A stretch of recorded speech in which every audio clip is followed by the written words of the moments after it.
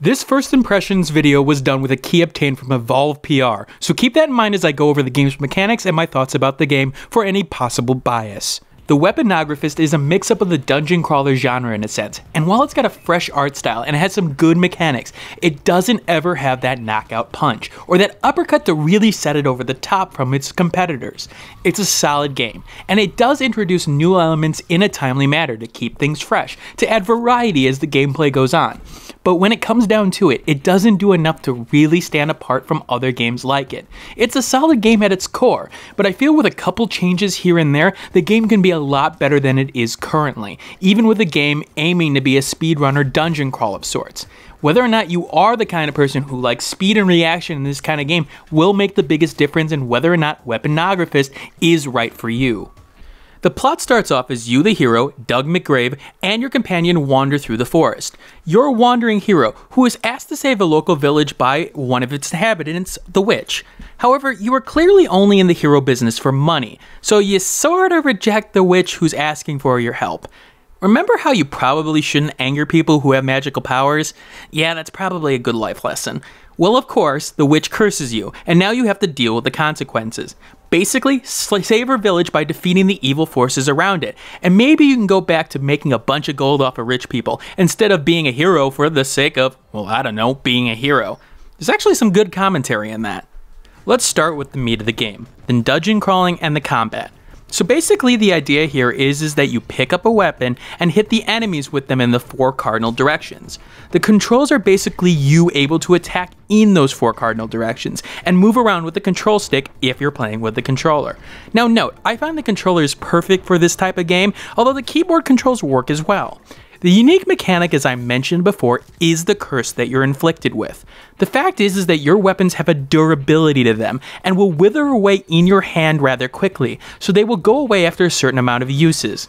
This causes you to pick up and use a variety of weapons and magic being an alternate more powerful 1 or 2 use weapon, as you run around dodging the ever-spawning enemies as you attempt to make it from room to room.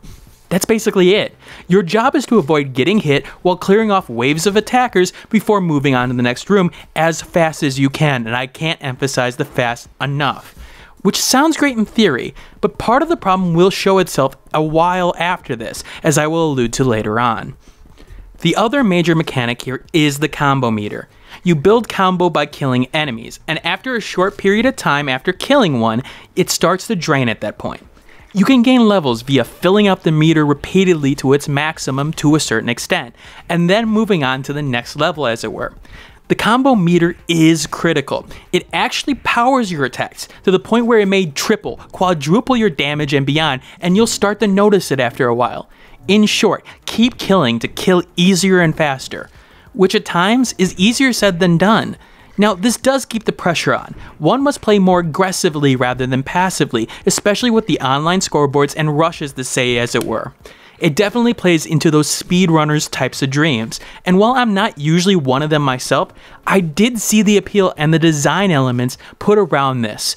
It seemed to work well for Weaponographist. It's not my cup of tea, as I prefer more strategic combat, but it seems a lot of mind and attention was paid to this, and the mechanics work with what they've designed here. The weapons are the star here.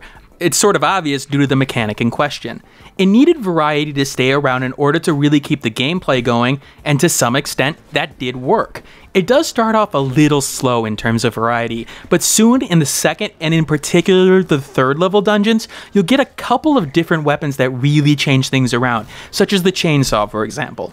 At first I was really thinking that the only 2 weapon types that existed were basic ranged and melee, with little tweaks in the fighting in terms of speed and power. But as the game moved on, you started to see a bit more variety with the chain and flail for example. They mixed up the attacks by being aerial denial, quick and speedy, or even more of a pattern-based one. So needless to say, there will be a weapon or 2 you'll be drawn to that suits your individual playstyle. I myself love the range of the spear for example, and would always go for it, and always upgraded it first. Now, part of the problem with combat on my side was that the weapons were a bit one note. Now, that's part of the medium in question. This is supposed to be a speedrunner of sorts. You want familiarity and weapons that are easy to pick up and use. An alternate attack method would have helped in terms of variety, even if you do have weapons that change up tactics here and there.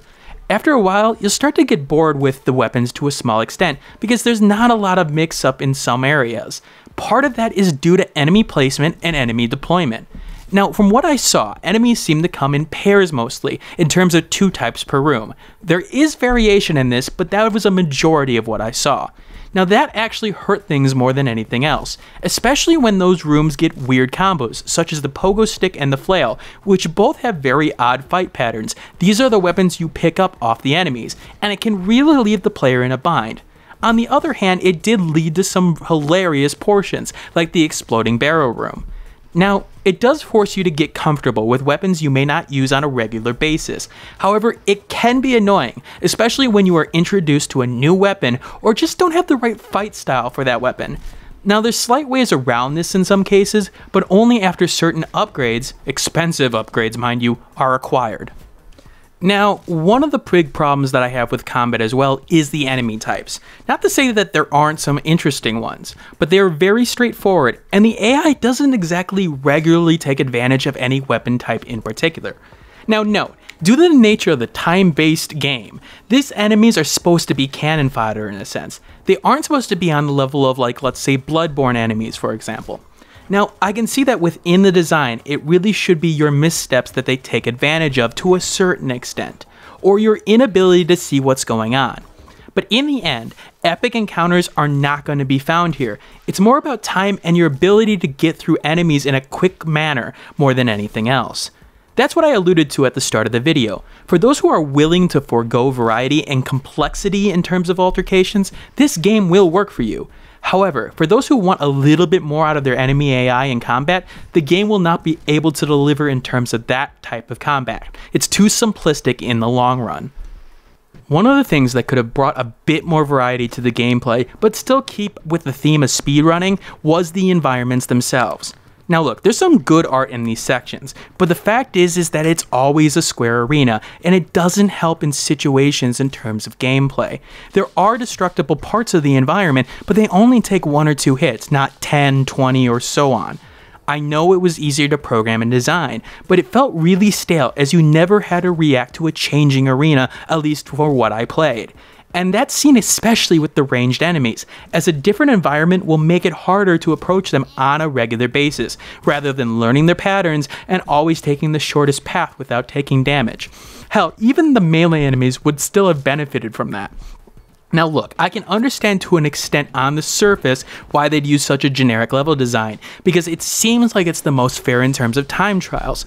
But the thing is with time trials is that you always have that element. The fact is that everyone has to react to it. It's not a randomly generated dungeon. Of course, that would be problematic in terms of a speedrunner, but if it's the same layout for everyone, then of course everyone has to react to it. Games like Iron Fisticle, for example, did a great job at that, showing that the level design can make a difference in terms of variety of gameplay, even if it may not be your main focus. Now, the boss fights, they're sort of meh. That's the thing, the boss really isn't the problem here. Its AI and the powers that it has aren't exactly stellar even with the different bosses. And what will actually probably kill you more in these cases are the enemies they spawn more than anything else. You've got some enemies that could have really been interesting, a goop-spilling dinosaur for example, but its lackluster attacks and focus on minions really didn't make it feel anything out of the ordinary. In fact, the bosses at times don't really straight on attack you for a good amount of the case, so they may be the easier ones to deal with. In short, they didn't help for a climactic finish on these levels, and were usually the low light of combat. Now, I've sat here and given you a bunch of reasons why the combat doesn't work in some areas, but don't get me wrong, it's more so what it could have been more than anything else. There is still enough variety here to keep you interested for short gaming sessions, and even with 4+ hours of gameplay, I was still fighting new enemies and learning about their patterns to keep things interesting. So to that extent, the game really did work. It's all about the combo meter to keep you going. To see enemies go down in one hit was awesome if you kept the speed up, and a pickup of a power-up at the right time felt like the heavens smiling at you as you used it to the best of your abilities. It really can be fun, but it's more of a case of short bursts rather than long play sessions. I do wonder if co-op or multiplayer would have even brought it to another level, but this is a single player experience. Now, there is an RPG element to this game. As you go through the fights, you will earn goop. This goop is used back in town to upgrade yourself in a variety of ways. There is a lot of upgrades here. Now there's the generic weapon upgrades, the magic upgrades, there are skill upgrades in terms of things like invincibility time after hit or health upgrades, and then there's power-ups that can be added to the dungeon.